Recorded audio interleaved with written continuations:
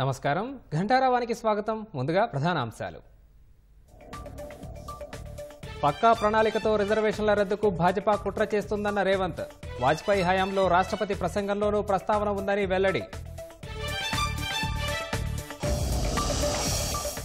రిజర్వేషన్ల రద్దుపై మాట్లాడినందుకే తనపై అక్రమ కేసులన్న రేవంత్. భాజపా కుట్రలను తిప్పికొట్టేందుకు పోరాడతానని స్పష్టీకరణ. మార్ఫింగ్ కేసులో ఢిల్లీ పోలీసుల నోటీసులకు సీఎం సమాధానం.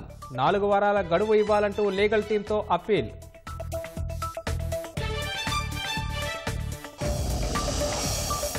రాజ్యాంగాన్ని మార్చిన పార్టీ కాంగ్రెసేనన్న కిషన్ రెడ్డి.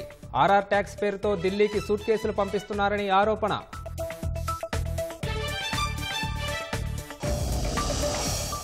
సార్వత్రిక ఎన్నికలు సమీపిస్తున్న వేళ కేసీఆర్పై ఈసీ కొరడా. కాంగ్రెస్ నేతల ఫిర్యాదుతో 48 గంటల పాటు ప్రచారం చేయకుండా నిషేధం. కాసేపట్లో హైదరాబాద్లో హోంమంత్రి అమిత్ షా పర్యటన. ఎంపీ అభ్యర్థి మాధవీలతకు మద్దతుగా లాల్ దర్వాజాలో రోడ్ షో.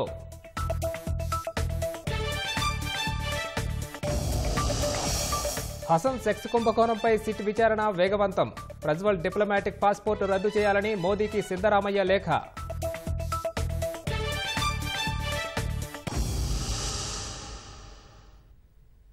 రిజర్వేషన్లపై వాజ్పేయి హయాంలో వేసిన వెంకటాచలయ్య కమిషన్ రిజర్వేషన్లకు వ్యతిరేకంగా భాజపా నేతలు చేసిన ప్రకటనలపై మోదీ అమిత్ షా వైఖరేంటో స్పష్టం చేయాలని ముఖ్యమంత్రి రేవంత్ రెడ్డి డిమాండ్ చేశారు.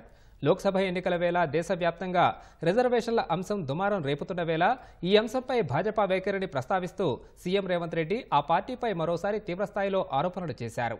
హిందూ దేశం రిజర్వేషన్ల రద్దుతో పలు అంశాలు ఆర్ఎస్ఎస్ మౌలిక సిద్ధాంతాలని చెప్పిన రేవంత్ రెడ్డి వాటిలో కొన్నింటిని ఇప్పటికే అమలు చేశారని అన్నారు.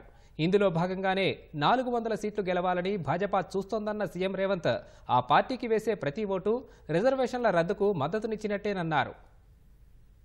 1925లో మొదలైన ఆర్ఎస్ రాష్ట్రీయ స్వయం సేవక్ సంఘ్ 100 సంవత్సరాలలో వాళ్లకు కొన్ని గోల్స్ పెట్టుకొని బయలుదేరారు. ఒకటి, దేశాన్ని హిందూ దేశంగా ప్రకటించాలని, 2 రిజర్వేషన్లను తొలగించాలని. ఇట్లాంటి చాలా ప్రాధాన్యతతో కూడుకున్న అంశాలు ఉన్నాయి. మిగతా 370 ఆర్టికల్ గానీ, ట్రిపుల్ తలాక్ గానీ, సిటిజన్ అమెండ్మెంట్ యాక్ట్ గానీ, యూనిఫామ్ సివిల్ కోడ్ గానీ, ఇవన్నీ ఆర్ఎస్ఎస్ యొక్క విధానాలు. వాటన్నిటిని మోడీ గారు, అమిత్ షా గారు పూర్తి చేసిండ్రు. ఇప్పుడు 18వ లోక్సభలో 2025 రాబోతుంది కాబట్టి రిజర్వేషన్లను రద్దు చేయడానికి ప్రణాళికబద్ధంగా పకడ్బందీగా ఈ రోజు వాళ్ళు ఈ కార్యక్రమాన్ని చేపట్టిండ్రు. 2000 సంవత్సరంలో ఫిబ్రవరి 22, 2000 సంవత్సరంలో భారతీయ జనతా పార్టీ నేతృత్వంలో ఉన్న ఎన్డీఏ ప్రభుత్వం అటల్ బిహారీ వాజ్పేయి గారు ప్రధానమంత్రిగా గెజిట్ నోటిఫికేషన్ విడుదల చేసిండ్రు. ఉభయ సభలను ఉద్దేశించి ఆనాటి రాష్ట్రపతి కేఆర్ నారాయణన్ గారు మాట్లాడిన ప్రసంగం తర్వాత మేము ఒక కమిషన్ అపాయింట్ చేస్తున్నాము అని గెజిట్ నోటిఫికేషన్. ఈ గెజిట్ నోటిఫికేషన్ ప్రధానమైన ఆధారం. ఈ రాజ్యాంగం మార్చడానికి దీని తర్వాత జస్టిస్ వెంకటాచలయ్య కమిషన్ చైర్మన్ గా వారితో పాటు 10 మంది సభ్యులు వాళ్ళు 2002లో స్పష్టమైన నివేదిక ఇచ్చింది ఆనాటి ప్రభుత్వానికి. ఇప్పుడు ఆ నివేదిక అందుబాటులో లేదు.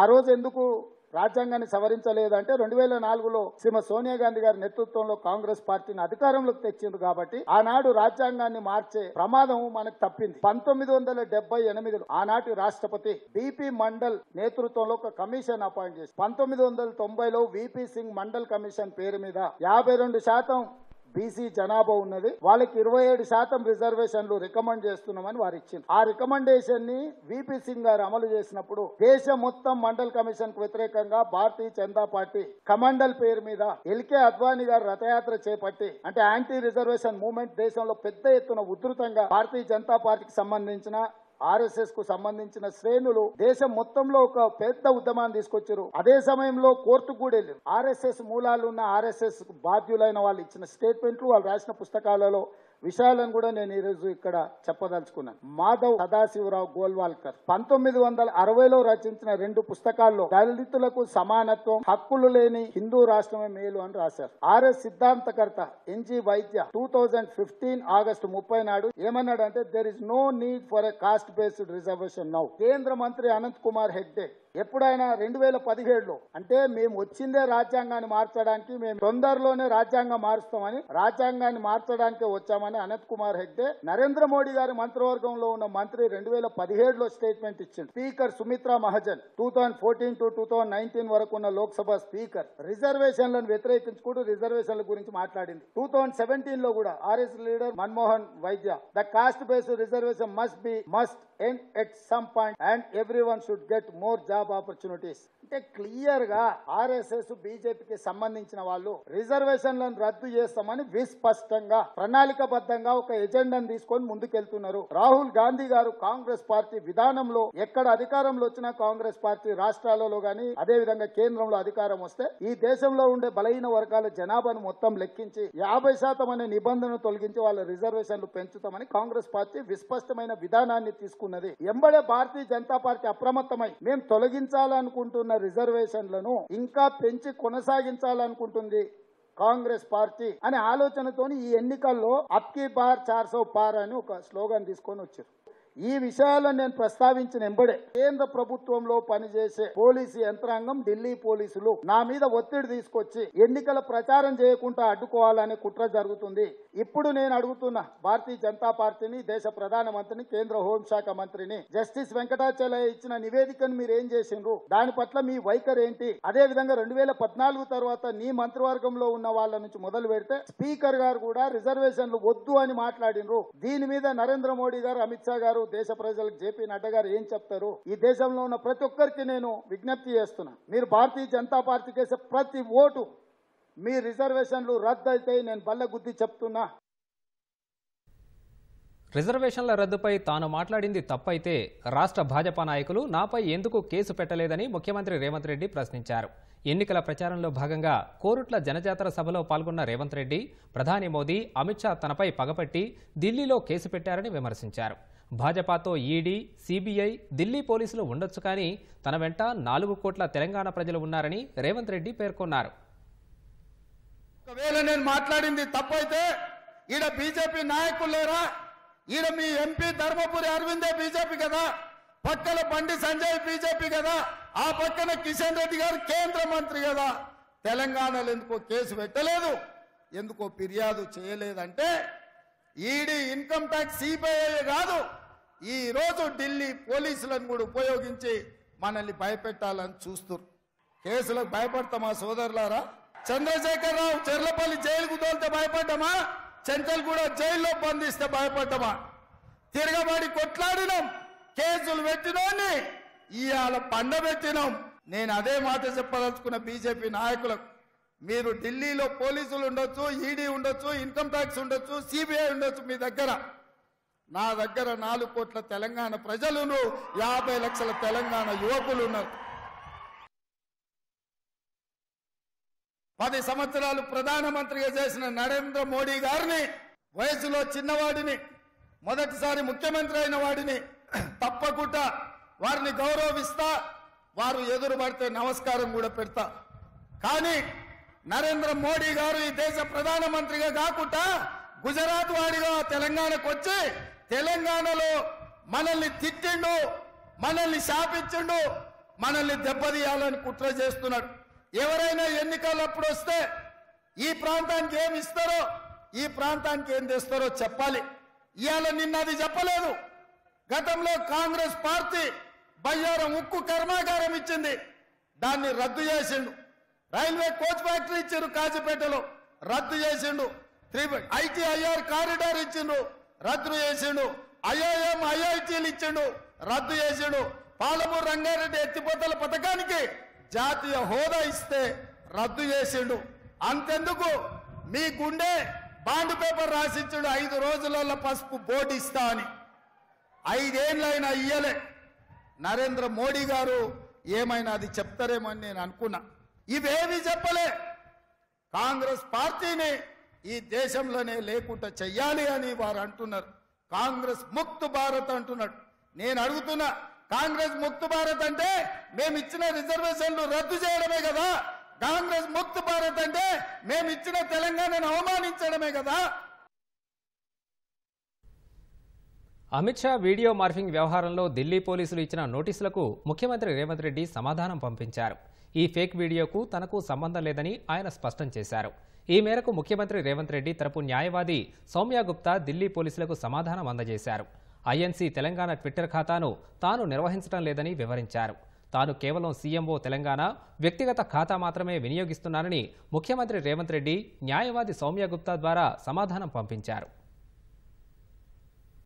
एलिगेशन जो है वो ये है कि आईएनसी तेलंगाना एक ट्विटर हैंडल है जिसके नाम से ये वीडियो शेयर करा गया एंड दैट इज़ व्हाट जो हमें 91 का नोटिस मिला है उसमें यही बस पूछा गया था कि वो जो ट्विटर हैंडल है वो किस कौन से डिवाइस से वो जो वीडियो है वो शेयर हुई है और उस रिगार्ड में एक रिप्लाई दिया गया है रेवंत रेड्डी जी की तरफ से as a witness that he जो वो ओनर नहीं है उस ट्विटर हैंडल के, ना ही वो हैंडल करते हैं वो ट्विटर हैंडल। उनका एक पर्सनल अकाउंट है और उनका एक ऑफिशियल सीएम का अकाउंट है, जिन दोनों की डिटेल्स ऑलरेडी मतलब it's publicly know. So INC Telangana को ही is not the owner of it. Absolutely, this is the point in short. I am only here to file reply on behalf of Shri Revanth. वो आप Delhi police से पूछिए. I cannot say what their opinion is, and that must be a part of the investigation. Delhi పోలీసుల తీరును రాష్ట్ర కాంగ్రెస్ నేతలు తప్పుబట్టారు. సీఎంతో పాటు నోటీసులు అందుకున్న ఇతరులు ఎన్నికల ప్రచారంలో ఉన్నందున 4 వారాల గడువు కోరినట్లు Congress legal cell in-charge Ramachandra Reddy తెలిపారు. ఢిల్లీ పోలీసుల నోటీసులకు తాము స్పందిస్తున్నా తమ పార్టీకి చెందిన కార్యకర్త గీతను బెదిరించి ఆమె ఫోన్ను స్వాధీనం చేసుకోవడం సరికాదన్నారు. తమ కార్యకర్తలను బెదిరించేందుకు భాజపా నేతలు ఎన్ని కుట్రలు పన్నినా తాము చట్టపరంగా సమాధానం చెబుతామన్నారు.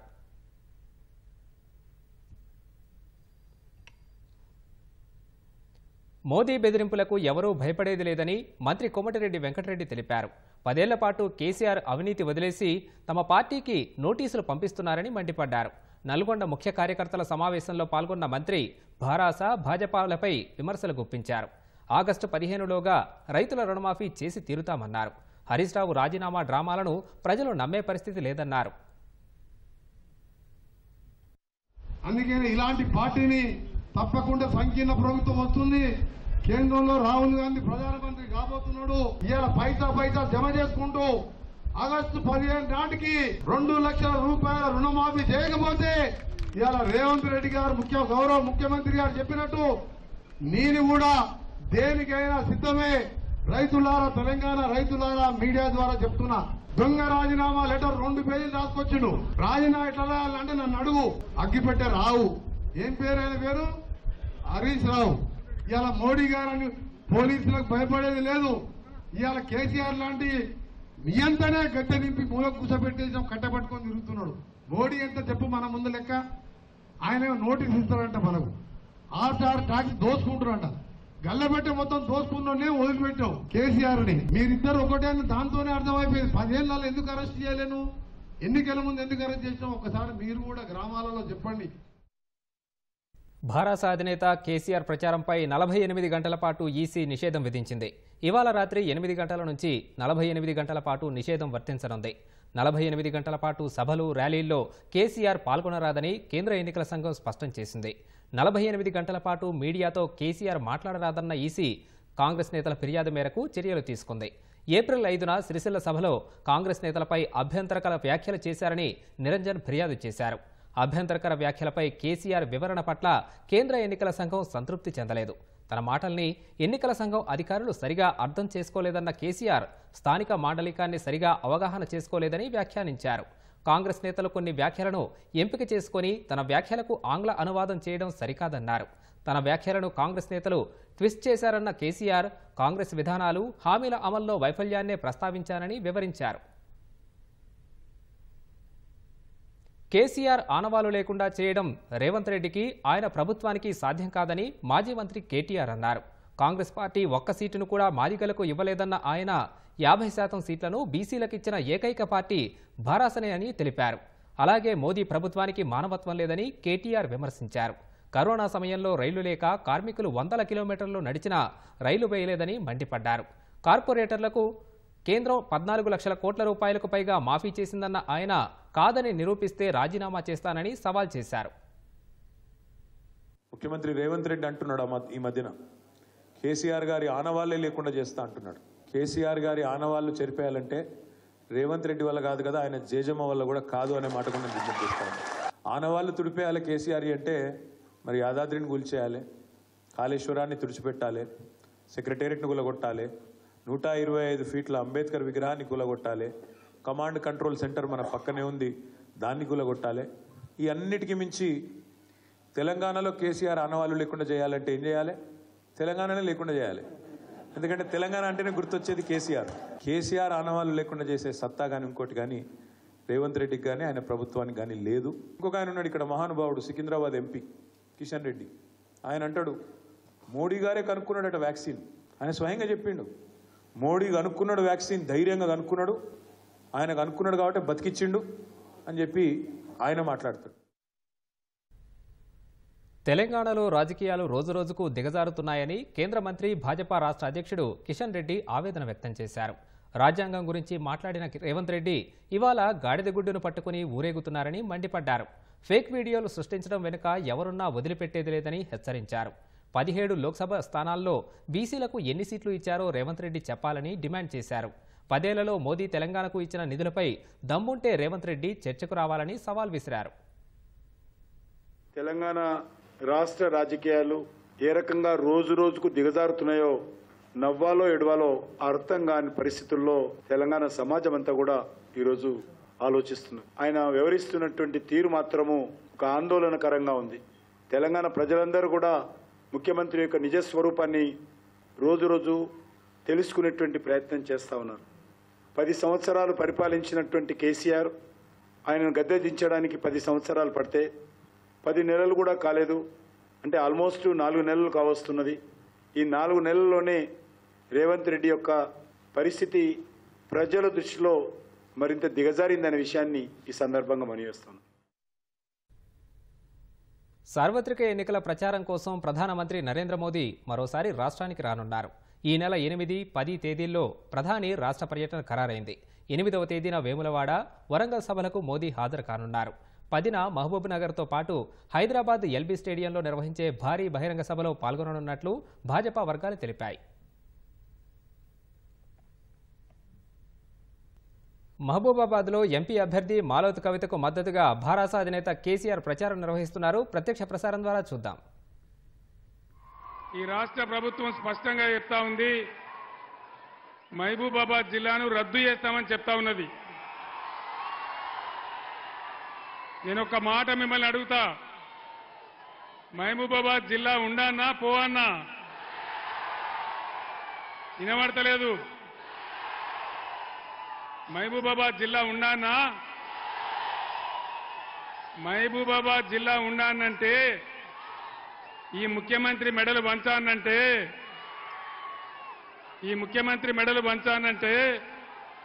ఇక్కడ మాలోతు కవిత గెలవాలి. మీకు వినబడ్డదా? మీకు వినవల్లే కదా. మహబూబాబాద్ జిల్లా తీసేస్తా అని కాంగ్రెస్ ముఖ్యమంత్రి చెప్తా ఉన్నాడు. మహబూబాబాద్ జిల్లాను మీకు కేసీఆర్ తెచ్చిండు. మరి మహబూబాబాద్ జిల్లా ఉండానా ఊడిపోవన్నా? మహబూబాబాద్ జిల్లా ఉండానంటే ఈ ఎన్నికల్లో కాంగ్రెస్ కు బుద్ధి చెప్పాలి, మాలోతు కవిత గెలవాలి.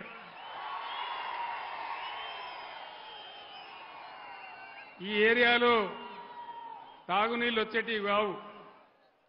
కాంగ్రెస్ 50 ఏళ్ల పాలనలో ఎస్ఆర్ఎస్పీ స్టేజ్ 2 అని చెప్తే ఎన్నడూ కూడా నీళ్లు రాలే.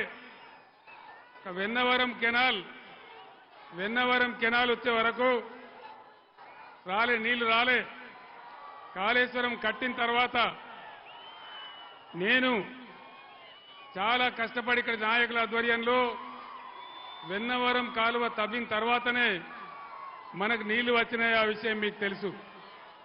మీ అందరు నేను కోరేది ఒకటే, ఈ సంవత్సరం నీళ్లు రాలే. ఏ కారణం చేత రాలే, ఎందువల్ల రాలే, మీరు ఆలోచన చేయాలి.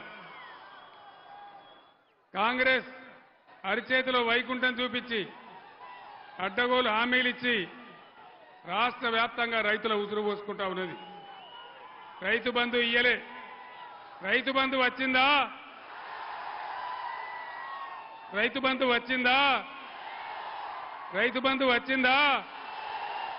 రాలేదా? ఎవరికైనా 2,500 రూపాయలు వచ్చినాయా? వచ్చినాయా? తులం బంగారం వచ్చిందా?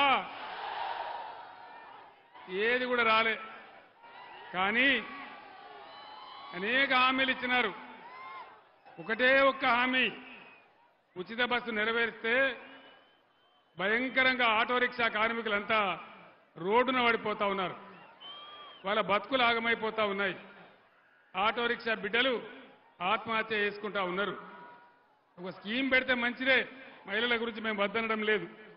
కానీ ఆ స్కీమ్ పెట్టినప్పుడు వచ్చేటువంటి బాధలు, ఇబ్బందులు ప్రభుత్వం గమనించి ఆటో రిక్షా కార్మికులకు కూడా తగిన న్యాయం చేయాలి.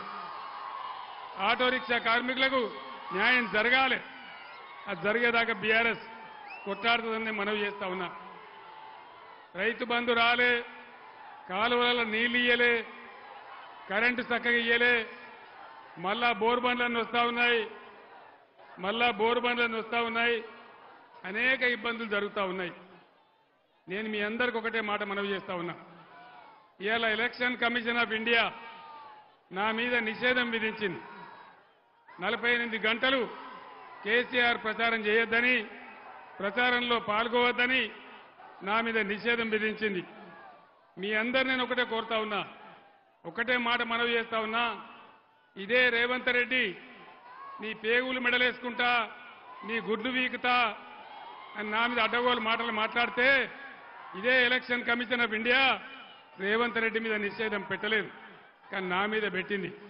నేను ఒక్కటే మాట చెప్తా ఉన్నా, లక్షలాదిగా ఉన్నటువంటి టీఆర్ఎస్ కార్యకర్తలు వారందరికీ కూడా నేను పిలిపిస్తా ఉన్నా. 48 గంటలు నా ప్రచారాన్ని నిషేధిస్తే మా అన్నదమ్ములు, మా టీఆర్ఎస్ బిడ్డలందరూ కూడా దాదాపు 96 గంటలు అవిశ్రాంతంగా పనిచేస్తారని మనవి చేస్తా ఉన్నా. ఇవాళ ఈ కాంగ్రెస్ దుష్ట పరిపాలనకు అనేక మంది రైతులు ఆత్మహత్యలు చేసుకున్నారు. ఇవాళనే ఒక రైతు కరీంనగర్ జిల్లా చొప్పదండి నియోజకవర్గంలో వడ్లు కొనకపోతే, ఆయన 15 రోజులైతే వడ్లు తెచ్చి వడ్లు కొనకపోతే తట్టుకోలేక ఆ వడ్లను ఆరబెడుతూ అక్కడనే కుప్పగూలి చచ్చిపోయినాడు. ఆయన గుండె ఆగిపోయి చచ్చిపోయినాడు. మీ అందరినీ కూడా నేను కోరేది ఒకటే, ఈరోజు కాంగ్రెస్ అరచేతుల వైకుంఠం చూపించి 6 గ్యారంటీల పేరిట తెలంగాణ 50 మంది ప్రజలను దగా చేసి మోసం చేసింది. మళ్ళీ ఈ ఎన్నికల్లో వాళ్లే గనక గెలిస్తే ఇంకా అమలు చేయకుండా ఏం కాదు, వాగ్దానాలు లేవు, ఏవి లేవని అన్ని కింద బండబెడతారు. కాబట్టి దయచేసి నేను మీతో కోరేది, ఈ ఎన్నికల్లో మీరు కాంగ్రెస్ పార్టీకి బుద్ధి చెప్పాలి. మీ తరఫున ఉన్నటువంటి బీఆర్ఎస్ని గెలిపించాలని కోరుతా ఉన్నా. నరేంద్ర మోడీ, భారతీయ జనతా పార్టీ ఏదైనా ఒక పని జరిగిందా ఈ దేశంలో? 15 లక్షల రూపాయలు వచ్చినాయా ఎవరికన్నా? మోడీ 15 లక్షలు ఇస్తానడు, వచ్చినాయా? మరి ఏమొచ్చినట్టు మోడీ కాలంలో? బేటీ పడావో, బేటీ బచావో, అమృత్ కాల్, మనుకాల్, మశానం కాల్ అన్ని నినాదాలే తప్ప ఏ ఒక్క కూడా పని జరగలే. అందుకే నేను మిమ్మల్ని కోరుతా ఉన్నా, ఇవాళ నరేంద్ర మోడీ మన గోదావరి నదిని ఎత్తుకొని పోతా అంటా ఉన్నాడు. ముఖ్యమంత్రి ఏమో నోరు ముడేసుకొని కూర్చున్నాడు. ఇదివరకే కృష్ణా నదిని కేఆర్ఎంబీకి అప్పచెప్పినారు. అదేవిధంగా ఇవాళ అన్ని కూడా